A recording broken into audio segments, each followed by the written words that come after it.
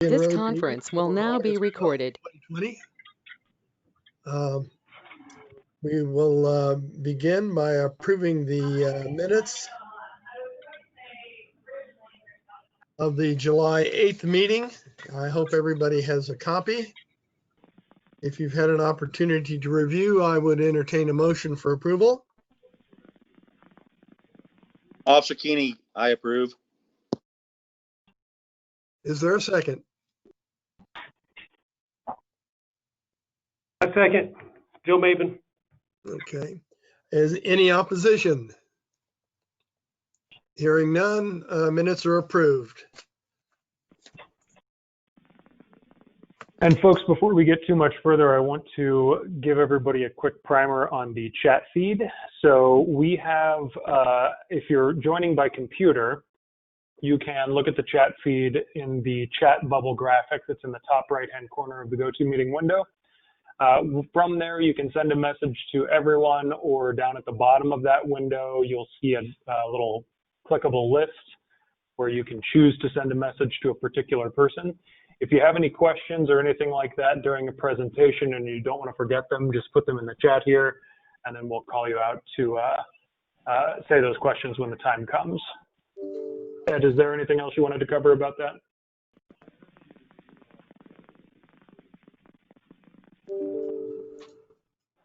Ed, you're muted if you're trying to talk. No, I think that's it. I'll mute so it's quieter for the rest of the meeting, but I'll try to remember to click it when I talk. Sure, sounds Okay. good. And if there's ever an awkward silence, we'll just remind you that you might be muted. Okay. Well, first item on the agenda is a report from Shoal Creek Police. I don't know who's going to do that, but go ahead. Hey, this is Officer Keeney, your Community Interaction Officer. I'd like to also thank Major Maven. He's on the chat with us today. If any of you have not met Major Maven, he is a go-getter. He's really helped us out a lot up here, and we really are enjoying working with him. And talk about baptism by fire. He has gone through this whole pandemic with us up here at Shoal Creek and has assisted a lot in the different community events that we've had during the actual crisis of the pandemic. So we also want to talk a little bit about what's going on the Vivion Road itself. I went back for a month and I looked at the different crime stats that are out there. There was one, if you get on crime reports, you might have seen it, shows that there was a robbery. Just to let you know, on that robbery that took place in the Vivion corridor, there's a lot more to it, and our detectives are working with it. And it was evolving over there at the cell phone store across the street there. I'm trying to find my actual notes on it. And the robbery itself was kind of confusing because the details, which we cannot get involved in telling you guys, that it wasn't just your normal classic, go in, stick the person up, give me all your money. There's a little bit more detail to it. The victim himself that gave us the statements, some of it, we got to kind of iron out the details on that. But the reason why I bring that up is because I didn't want people to think that there's a assailant that's going around targeting our businesses right there in the Vivion corridor. Other than that, we've had some theft from autos in the surrounding areas in the neighborhoods. We did have one that took place in one of the businesses around about there.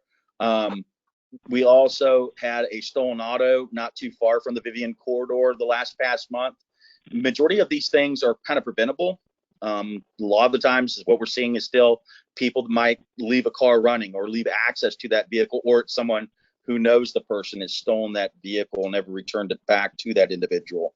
The theft from autos is basically the same things that we're constantly telling people about, and that is to make sure that you don't leave things of value laying about inside the vehicle to give the person an opportunity to get inside there and take things.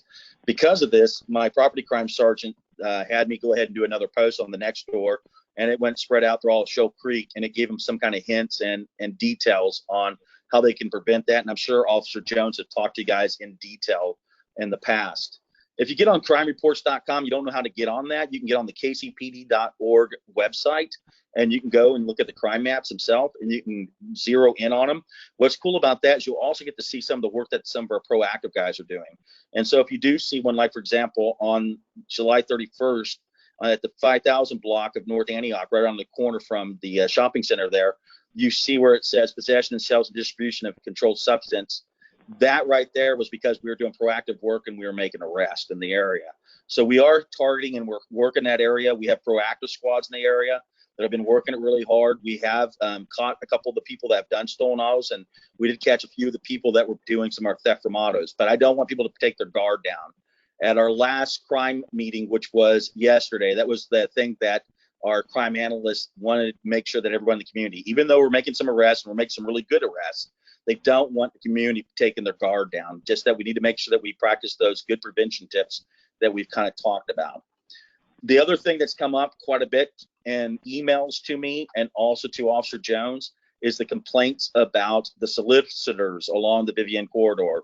One individual actually talked to me today, said that he saw an individual with a lawn chair sitting on the median with a sign and couldn't believe that he was just sitting on the median with a sign. I was also privy to an email chain by our city council members up here in the north. They are still wanting to revisit the ordinance that we tried to get passed through last year. They're just waiting for that perfect opportunity to be able to start looking at. This issue has been an issue across the whole Kansas City metro area. I know that Jasper's, who owns Jasper's restaurant, if you know the Mirables, good food, not doing a plug for them, but they do really good food there. It's an Italian restaurant at 103rd State Line. He started a petition down there in Watkins Mill area and with their shopping district because of the fact that the amount of trash and debris and then just the panhandlers walking out in the middle of traffic. And I think it was only a 24-hour period, he himself by himself end up collecting over 1,000 signatures in a 24-hour period. So it looks like it's something that the community at large is really wanting to deal with. And until we get those ordinances in place, the only ordinances that we have is if we actively see them out in the street when we drive up on them. If we don't actively see them out on the street impeding the flow of traffic, we really don't have anything to be able to tell them to move along. You need to leave the area. A lot of people say, what about loitering? Well, once they get on private property, then we can go ahead and address loitering or we can address trespassing. But if they're in a public thoroughfare or they're in an area where they can actually be and there's no laws against it, constitutionally, we cannot go and harass those people. And in the environment that we're in, we're making sure that we're following the Constitution to the letter because we do not want to upset anyone. So we will work it. We are working with the community. I know that our council people in the north are working it. I'm going to leave this up for any kind of questions. If you want to send us a question, myself or Major Maven would be more than happy to answer them.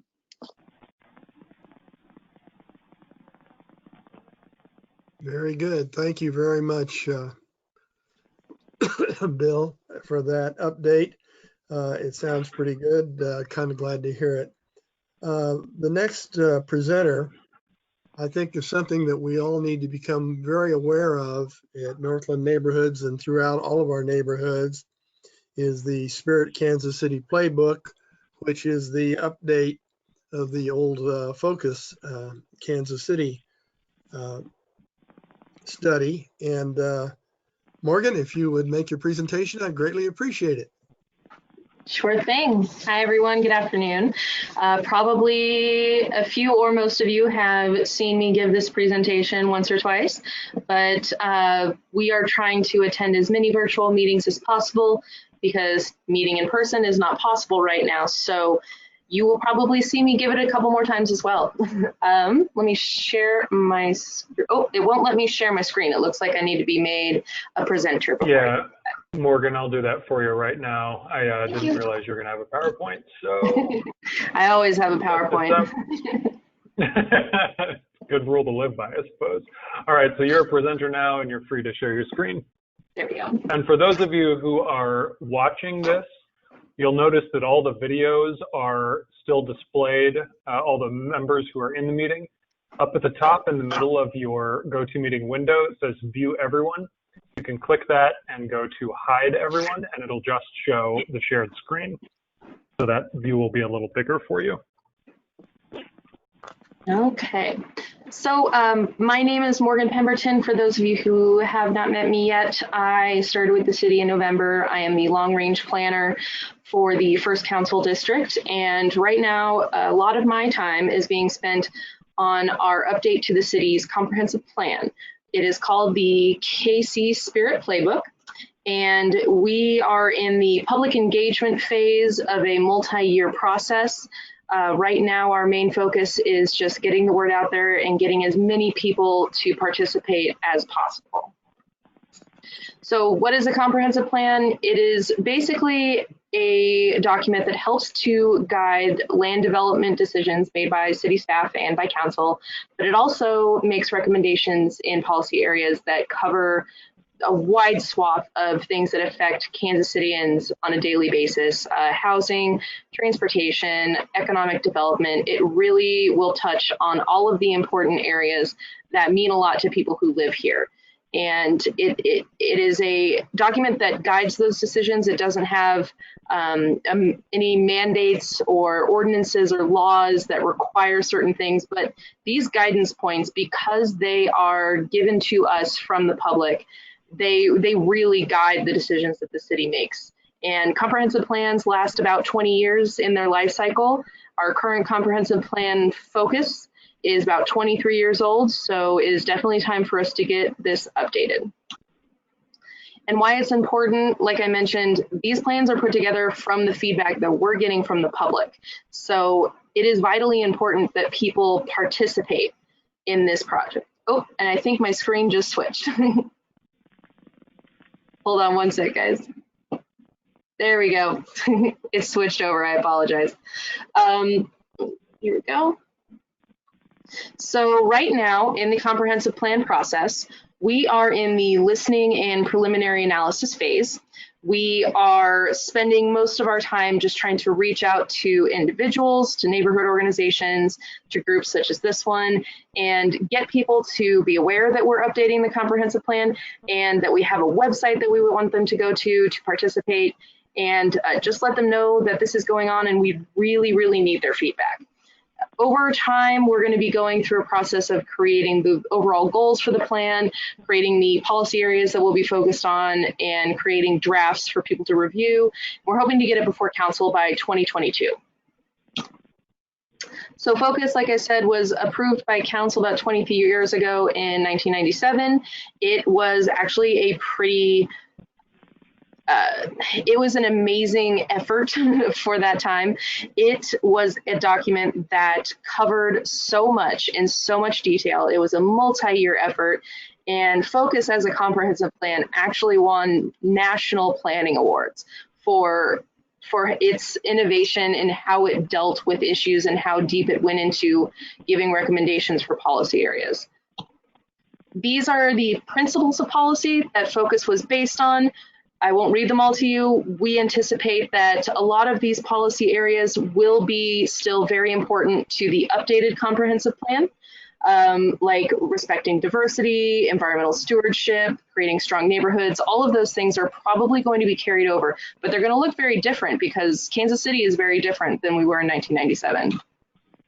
And also there was these building blocks that the plan was built upon. Also, we expect some of these are going to carry over as well. Things like the revitalization of downtown came from these principles of policy and these building blocks. And we're going to do the same thing for the new plan. We're going to find what needs attention, what needs to be updated, what we need to be fixing over the next 20 years and bring it into the new plan. So back in 1997, Focus was really the only citywide planning document that we had, but now we have a ton of other plans that we need to keep in mind as we're writing the new comprehensive plan. Things like the housing plan, the bike plan, major street plan, all of these need to be incorporated into the new comprehensive plan, and any recommendations that we make, we need to make sure that we are not going against what these plans have already determined are really important to those specific policy areas. So our staff right now is working with other city departments and other regional agencies to make sure that we're all on the same page. We also have these area plans, which you may have heard of. There's 18 area plans for the entirety of the city. And these area plans are similar to a comprehensive plan, but these are actually much, much more detailed in the recommendations, the future land use recommendations, those types of things that they recommend for that specific part of the city. Comprehensive plan is for the whole city. These area plans are for smaller sections. So you may have seen this imagery. We wanted to take the Spirit of Kansas City painting by Norman Rockwell from the 1950s, and we wanted to update it because we like that spirit of Kansas City, the perseverance, the roll up your sleeves, let's all get involved, we're all in this together kind of attitude. We wanted to update it. We wanted to make the people in the image more diverse. We wanted to update the iconic images that you see in the background. And we are really big fans of this branding that our wonderful communications team has put together for us. So you saw the focus policy areas in those building blocks. These are some topics and values that we think are probably going to be in the new comprehensive plan, but this list is always subject to change depending on the feedback that we get from the public. So if the public is telling us that housing policy and socioeconomic mobility are really important to them, then they will be in the plan. If something new comes up that we hear about and the public decides that that's important as well, then it gets added to the list. And value systems, they're really the lenses through which we are viewing all of those topic areas. We want to make sure that as we're creating recommendations for things like housing policy, that we're looking at it through sustainability lens, through an equity lens. We want to make sure that we are giving them the appropriate attention so that they are beneficial for everybody in all kinds of different ways. So far, we've launched our website, playbook.kcmo.gov. We've contacted thousands of people over email and social media. We unfortunately haven't been able to do any in-person activities or events or anything. We're hoping that changes, but right now we're just trying to go with the flow. We have done tons of these virtual meetings, and we're always thinking about how we can make our approach better, how we can better reach out to those communities that are harder for us to reach. The digital divide is a very real thing. Not everyone has access to Wi-Fi. Most people have smartphones, but Wi-Fi access is much less prevalent in some parts of the community. So we're always trying to figure out ways that we can get more creative in how we're reaching out to people. This is what the website looks like. We always have an activity and a poll of the week that people can participate in. We encourage everyone to please go to this website, please register, participate in the polls and activities. It may seem like a small thing, but it is very important for us to get as much feedback as we can from the public. And if you have not been able to register yet, you can totally still go to the site and participate in any of the past activities and polls. They're all available at the bottom of the homepage in, I believe it's Activity Center or Online Activities is where they're all kept, but you can still participate in those and that feedback will still be recorded. And this is one of the main surveys that we're doing that we really want people to participate in. It's the 5 big questions. Very broad questions, open-ended, just really to get people thinking about Kansas City and what they love, what they want to improve, and things like that. So how can you guys help? You can go to the website and register and participate. Share your thoughts on all the different policy area questions that we're doing. We have tons of activities. The mapping activity seems to be very popular with everybody.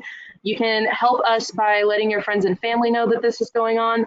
And if you're part of another neighborhood organization or another group that you think that we would need to come and talk to, that you want us to come and talk to you, we are happy to come and talk to anybody, anytime, as long as it's during working hours usually. So here is the website, and that's also our email address, playbook@kcmo.org. Any questions or concerns, please send it to that address. Or you can also contact me or Gerald Williams at our contact information on the screen there too. And if anyone's got questions, I'd be happy to answer them. Thank you very much, Morgan. We don't have any questions in the chat so far, but we want to give folks an opportunity. So if you have a question, feel free to either type in the chat here or something quick, just so that we can call on you. Morgan, I'm kind of curious, this is maybe a newbie kind of question, but you said the previous plan was called Focus, and I noticed that this meeting is Focus Vivion Road. Does anybody know if the name of the meeting comes from that previous plan? I believe that they are related. Okay, gotcha. Thank you. And then another question I had, I noticed that climate mitigation was part of the plan that you're developing. And I know also that it's becoming popular recently for folks to sort of nativize their lawn with minimizing or getting rid of grass entirely and replacing them with native plants. But I know that often will trigger 311 cases or complaints for people who are trying to do that to their lawn. Do you know if there's much of an effort to foster more native planting involved with this new plan? Well, I can tell you that we have heard that from a couple of respondents to our polls and activities, that we need to start looking at different strategies for mitigating things like the stormwater runoff that happens, the small scale things that the city can do to improve life here on an environmental scale. We've heard recommendations for those, including those native grasses and plants. We've also heard recommendations on the macro scale. What can the city do as part of the larger global community to try and mitigate some negative impacts of climate change, things like that. So we're getting all those kinds of recommendations. If we hear a lot from people that they want to learn how to incorporate native grasses into their yards, to save on watering and to also help mitigate stormwater runoff, we are happy to, as a part of this plan, do research on that, talk to experts, and it can end up as a recommendation that we make on a policy area that's related to environmental issues. Awesome, thank you very much. Anybody else have any questions for Morgan before we move on? I would just make a comment on that because I know due to the overflow control program and the federal mandate for cleaning up the water supplies, we developed the rain gardens. That seems to have fallen out of the public view at this point in time. The plan that was submitted to the feds for our overflow control program was unique and one of a kind, and has been followed by other municipalities across the nation because of some of the innovative things that we put in. I think we need to reconsider those type of situations. Speaking for the Parks Department and the idea of the problems we've had with the emerald ash borer and the number of trees we've lost due to that, and the fact that we are rethinking the repopulation of our tree stock with only indigenous trees, starting with smaller caliber trees, which are 80% more likely to survive planting and catch up with larger calipers in 2 to 3 years. There are things underway that I think we need to emphasize and make sure everybody's cognizant of and aware of. And if they look at some of the things that are beginning to happen with Bridging the Gap and other organizations in Kansas City, some of that information is already available to them. Thank you. Yeah, thank you.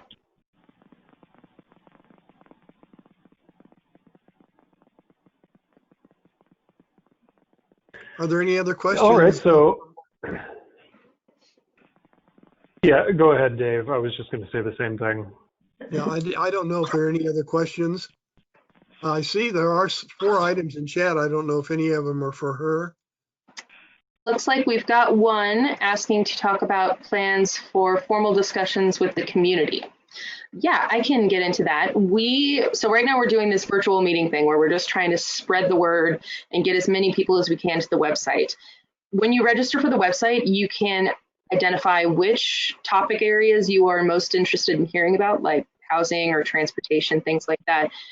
When we get closer to the fall, we are going to have a pretty good idea from all the feedback on the website of what those main policy areas are that Kansas Cityans want to focus on.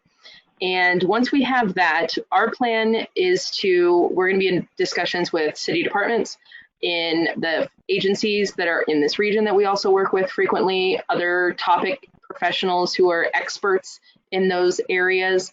We are going to be having discussions with them, but also with the community. So we'll be sending out, I imagine if things are still in this certain situation that we're all in, we'll be having virtual town halls or something like that, where we'll be having them on specific policy areas.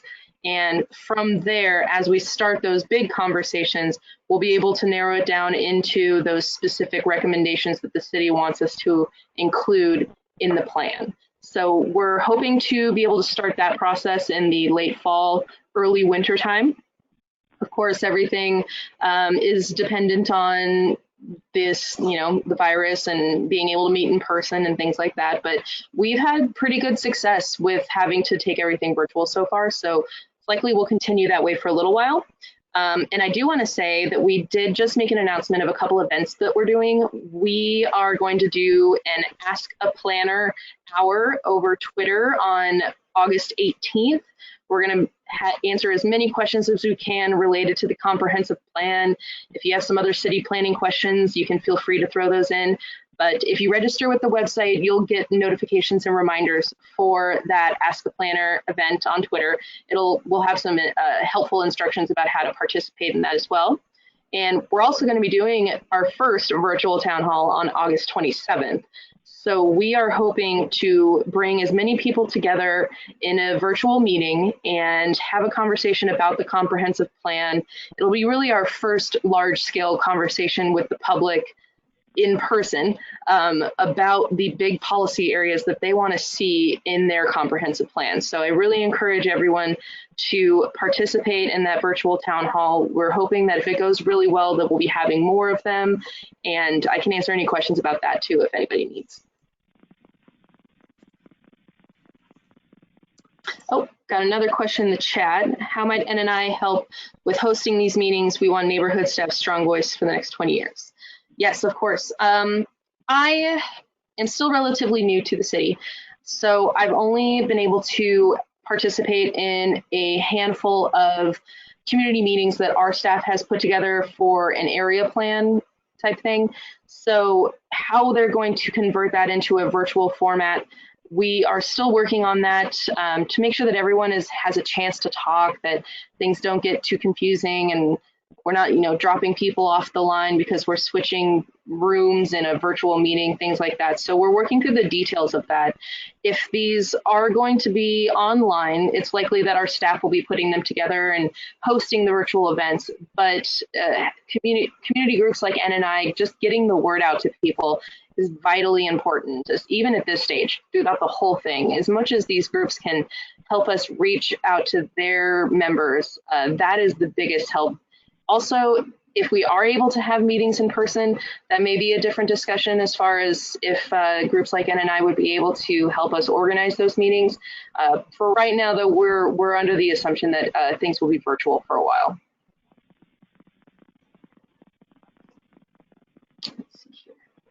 And the virtual town hall that we're doing on August 27th, that is for the whole city. So anybody that wants to jump online and participate in that can do it. Okay, great. Thank you very much, Morgan. Thanks, guys. Okay, thank you. Dave, you're the next one up for update on Antioch Crossing. So take it away. All right, can you guys hear me? Sure can. First of all, Morgan, you're a tough act to follow, I'll tell you. But anyhow. Well, thank you. And you're all lucky too, because I don't have, all I have is the audio. I don't have the visual. Update on Antioch Crossing. Basically, there's a couple things that are going on. I think I might have mentioned the last time I talked to you. We do have a what I would call a very interested party.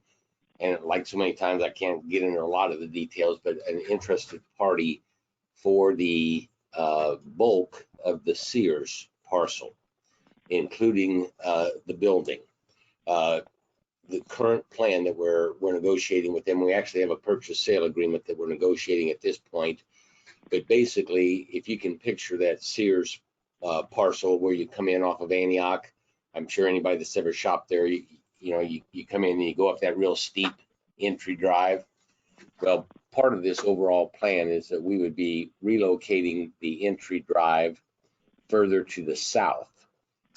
First of all, wouldn't be nearly as steep. And in previous conversations we've had with MoDOT, they would love to see that thing relocated. It's in a very, it's not in a good location right now. So first thing probably that we would be doing is relocating the entrance further to the south from where it is. We would also be carving off approximately 3 acres of the western portion of the Sears West parking lot, and we would retain ownership of that and for potential future pad sites. So that obviously that's the biggest thing we've got going on right now that would dramatically change the outlook of Antioch Crossing. Secondly, we are in purchase sale agreement with a restaurant concept. It's a fast food concept for what is our lot 14. And if you've driven up and down Antioch, there is a large lot, just grass on it now, just to the south of the Sears West parking lot that we're under negotiations right now for the sale of that, once again, to another fast food concept. And I don't know what all has been discussed in the past, but we also have I don't know what all has been discussed, but we have a very prestigious organization that is looking to lease about 11,000 square feet on the lower side of the lower level of the Burlington coat store on the Shoto side. If all those things get completed, we will be basically 100% built out in the original Antioch Crossing plan. But anyway, that's kind of the update.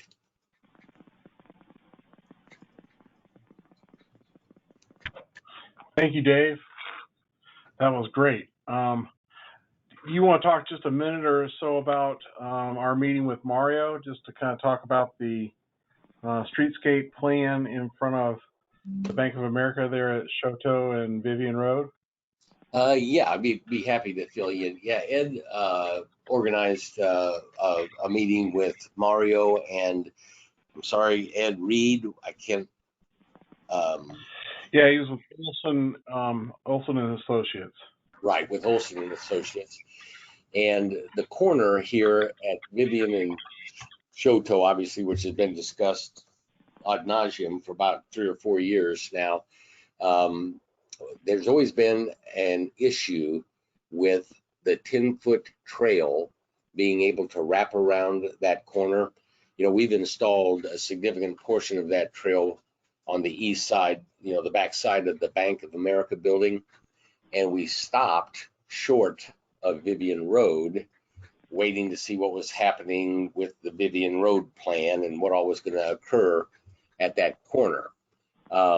And so anyway, at one point in time, and we had an understanding with the city that at that point we could narrow, the trail is 10 feet wide, and we were going to be narrowing it to 5 feet wide around the corner heading west on Vivion.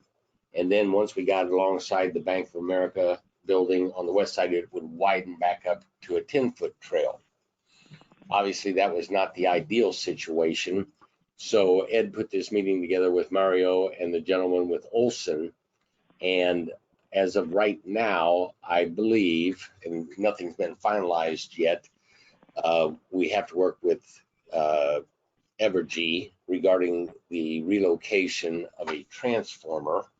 But once that gets finalized, I think what we'll be doing is, right now, I don't know if you can picture it, but there's a retaining wall that allows traffic to drive along around the back side of the Bank of America building, where the old drive-through tellers used to be stationed in the lower level.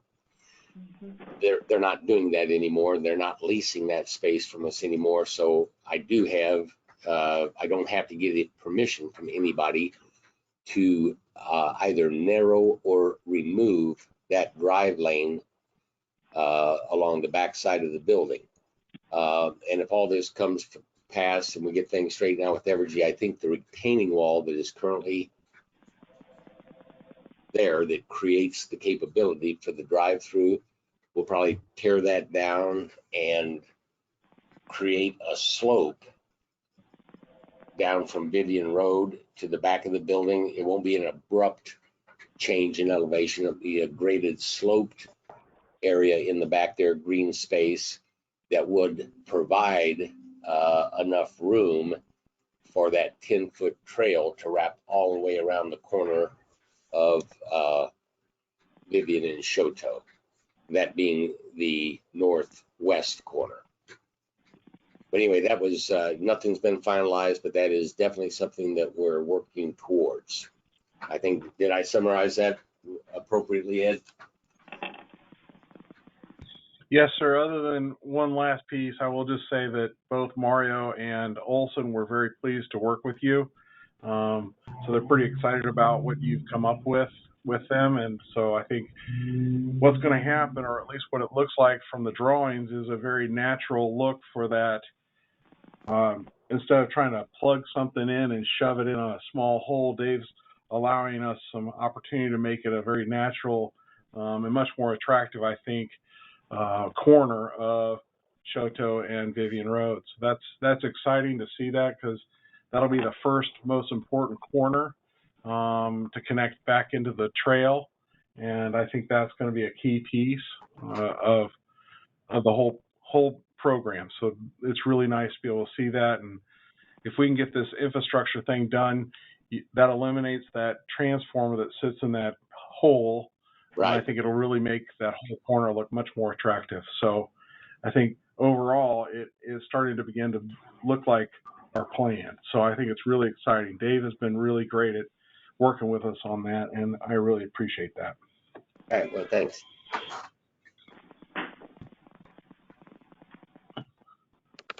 Dave, this is Dave King. I've got a quick question about the bank.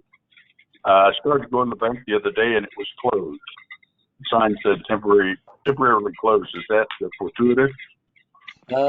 They are closed, Dave. It's the most random thing. And officing, you enter the bank entrance, the double glass doors, they're at the south end of the building, and you enter my office, double glass doors on the south end, or rather the north end, and it's unbelievable. Every time I go out of my office, there's someone there complaining about the bank, and just I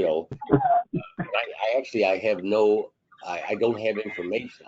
I will say this: I'm not worried about the bank closing and going away. I think it all has to do with this COVID deal and staffing. I've really not gotten a clear explanation from Bank of America, but the reason I say I don't think they're going anywhere is because their lease is coming up for renewal in the not too distant future, and we've already getting communications from them indicating their intent to renew. So I don't think it's like there's been a corporate decision to close this facility by any stretch. So, from my perspective as a tenant, I'm comfortable that they're going to continue to be a tenant here. It's just operationally, I have no indications, or I've not been able to get to the bottom line as to when they're going to be reopening with normal business hours. Thank you.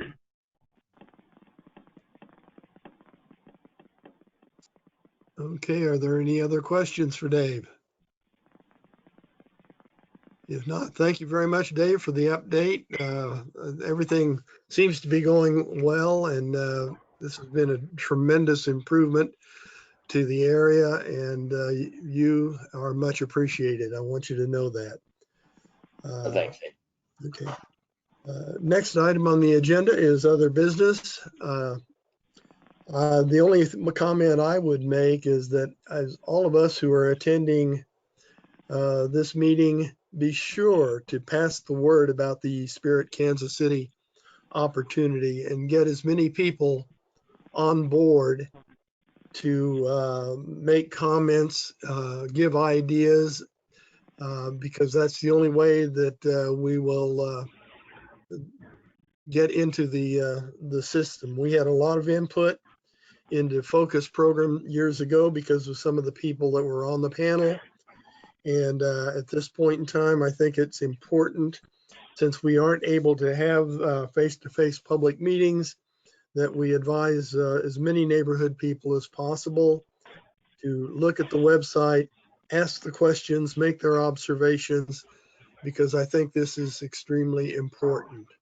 If we sit back and do nothing, then nothing will happen. So again, I think it's incumbent upon all of us to get out there, beat the drum, and make sure that everybody takes advantage of this opportunity. Anybody else have anything else for other business?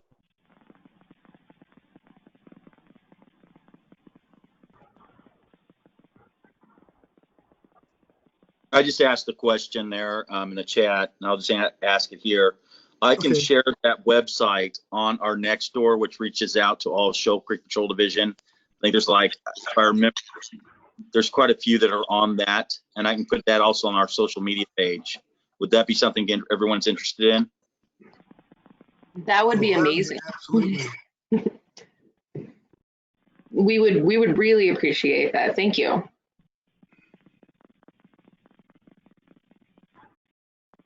Consider it done. Good. Thank you so much, Bill. Officer Keeney. And thank you, Dave, for your support of the comp plan process. I really appreciate it. Okay, well, like I say, I've seen the presentation in a couple of venues from different aspects of it, and I see the potential and the need at this point in time. And I think everybody's going to have a little bit different approach on it, from east to west, north to south, whether you're parks, whether you're traffic, whether you're neighborhood. Everybody has some different ideas and thoughts about what would be best for the future of Kansas City.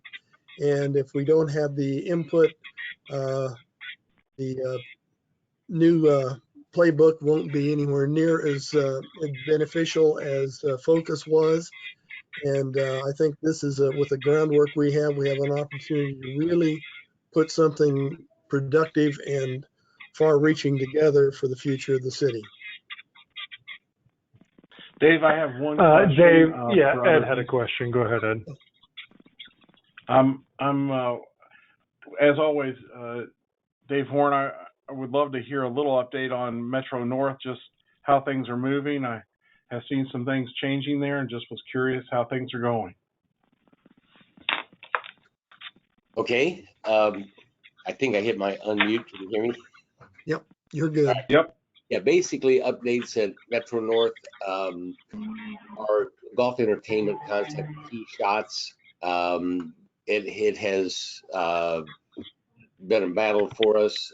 We had hoped to have been open by this time for sure, but there's been all kinds of construction delays and whatnot. Long story short, we're probably getting a temporary certificate of occupancy before the week's end, and hopefully a full certificate of occupancy by the end of August.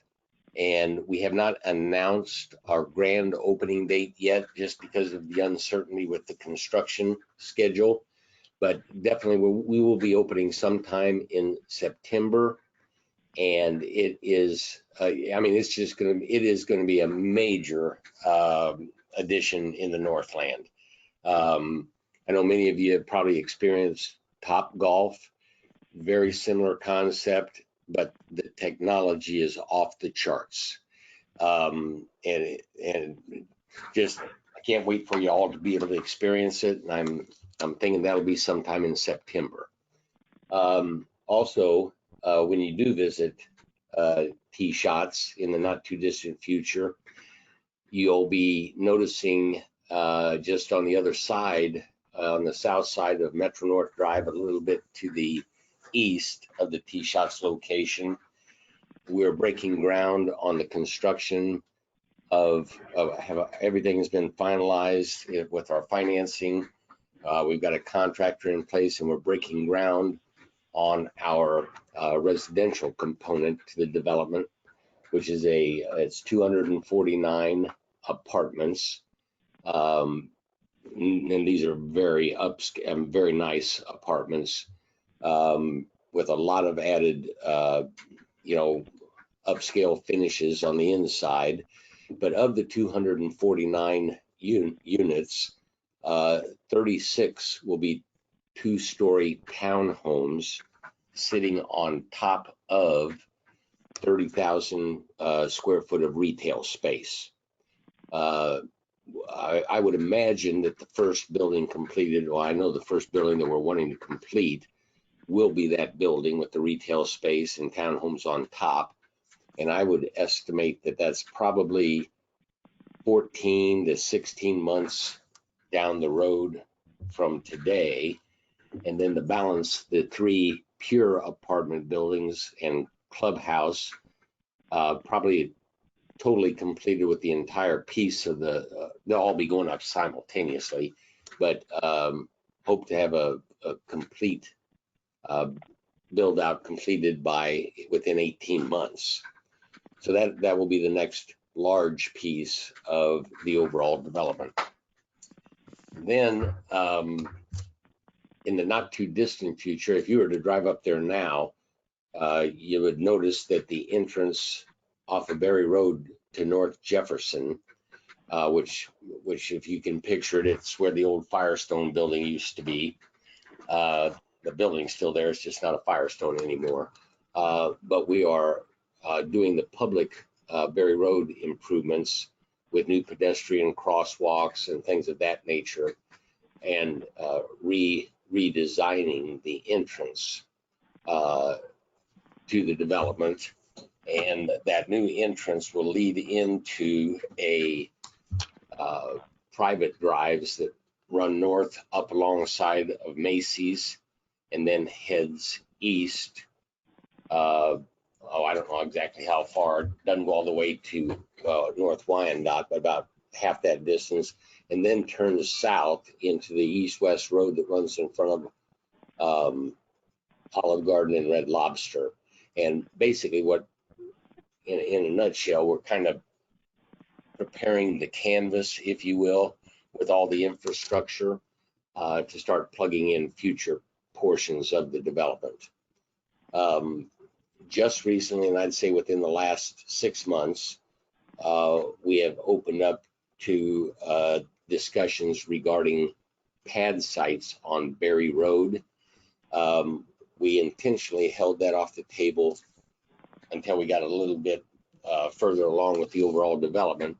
We knew that's the low-hanging fruit. We'll be able to fill that in, but we wanted to start this development from what we viewed as the more difficult area, and that's the north side, farthest away from Berry Road. And so consequently, the very first development is T-Shots way up north. The next one is the major piece is the residential moving a little bit towards the south.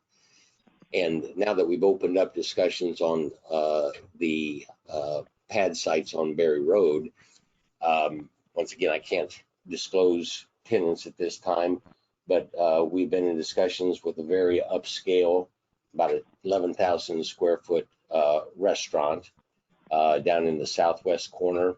And then I guess you call them gourmet burger concept, basically in the location where the Firestone building is. And then once we get that filled in, obviously Olive Garden is still there. They've renewed with us, every intention of staying. Next time around, I think they wanted to extend their lease with us so that they'd get on, have enough term left on their lease to justify an upgrade to that building. I haven't been notified of what they're going to do or when, but I do know that it certainly feels like they're going to be there for the long term.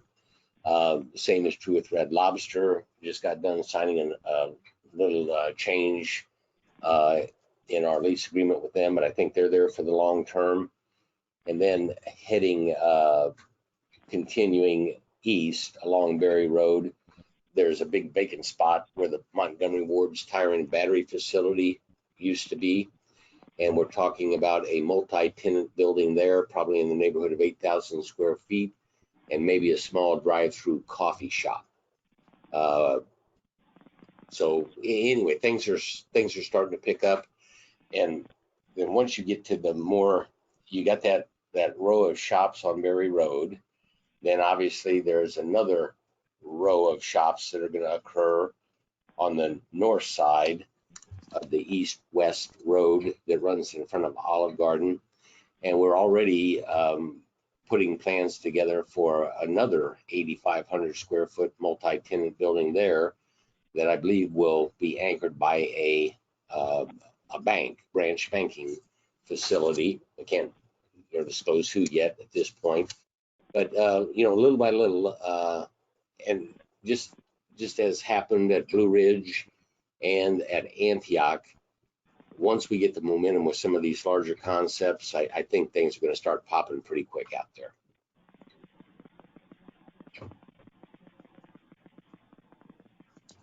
Any questions? Yeah, Dave, only one question. What about the extreme north eastern part where the old theater used to sit? Yeah, this is one of those other things that I can't go into a lot of detail on, but we're partnering with a development firm out of California. Cunningham is the name of the group. And I do know that we are on the short list, and this has been going on for quite some time, and have a shot at 140,000 square foot office building is with the GSA, which would, if that comes through, I mean, that would be a major home run. Good.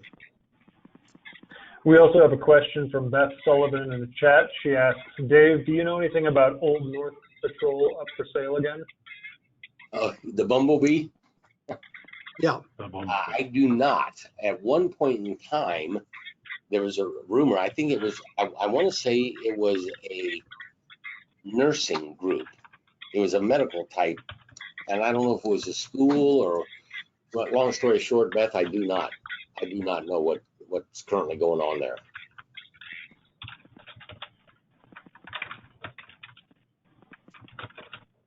Thanks, Dave.